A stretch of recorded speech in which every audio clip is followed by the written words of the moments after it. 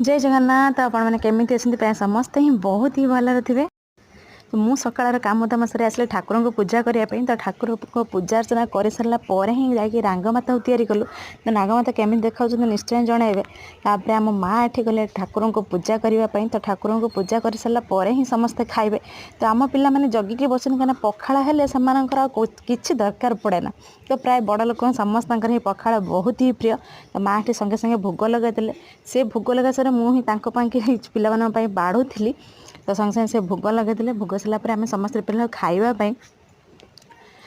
तो ठाकुर को हम समस्ते जुहार हेलु। जुहार हो सारी जाए समस्ते खावाई बस। तो कौन कौन मुझे रोषे कर चलते आम देखा पखाड़ सहित कौन कौन कर। तो प्रथम ही स्टार्ट कर समस्त फेवरेट पखाड़ ता सहित आचार तो कखुर भजा शाग भजा और घाट भी होती। घाट सहित बैगण भजा भेंडी भजा कदली भजा बसा आलू भजा आलू कलरा भजा और खटा मिक्सचर